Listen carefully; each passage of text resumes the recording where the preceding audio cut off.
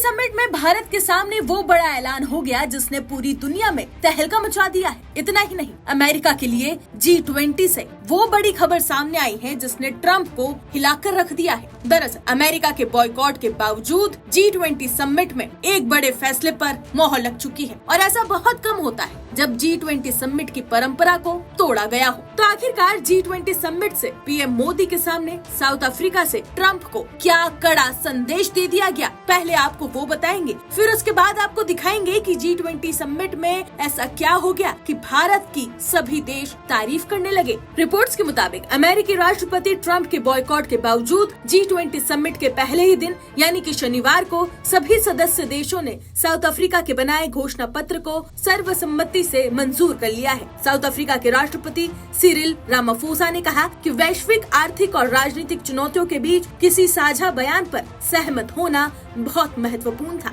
उन्होंने स्पष्ट किया कि बाकी 19 देशों ने बिना किसी मतभेद के दस्तावेजों को स्वीकार किया है। रामाफोसा ने ये भी कहा कि अमेरिका के ना आने का मतलब ये नहीं है कि दुनिया ठहर जाएगी। G20 का उद्देश्य सामूहिक सहमति के साथ आगे बढ़ना है। तो वही बता दें कि पीएम मोदी ने G20 समिट के पहले दिन 2 सत्रों को संबोधित किया। पहले सेशन में उन्होंने वैश्विक चुनौतियों पर भारत का नजरिया दुनिया के सामने रखा। पीएम मोदी ने पुराने डेवलपमेंट मॉडल के मानकों पर दोबारा सोचने की अपील की। उन्होंने कहा कि पुराने डेवलपमेंट मॉडल्स ने रिसोर्सेज छीने, इसे बदलना जरूरी है। वहीं समिट के दूसरे सत्र में पीएम मोदी ने भारत के श्रेयन यानी कि मोटा अनाज, जलवायु परिवर्तन, G20 सैटेलाइट डेटा पार्टनरशिप और डिजास्टर रिस्क रिडक्शन पर बात की। इतना ही नहीं, पीएम मोदी ने G20 समिट में 3 और बातों का जिक्र भी किया। पहला, वैश्विक पारंपरिक ज्ञान भंडार। इसका मकसद दुनिया के लोक ज्ञान, पारंपरिक चिकित्सा और सामुदायिक प्रथाओं को एक साथ लाना है। दूसरा, अफ्रीका स्किल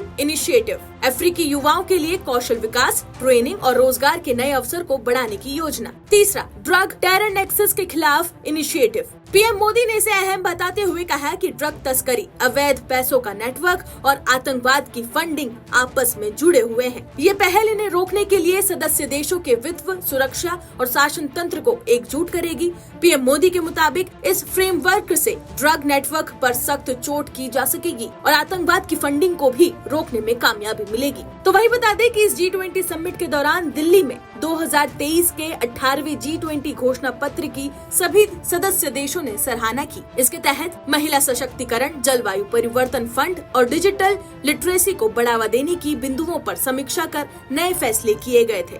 तो वहीं UN यानी कि सुरक्षा परिषद का विस्तार कर भारत को भी जगह दिए जाने पर प्रस्ताव पारित हुआ है।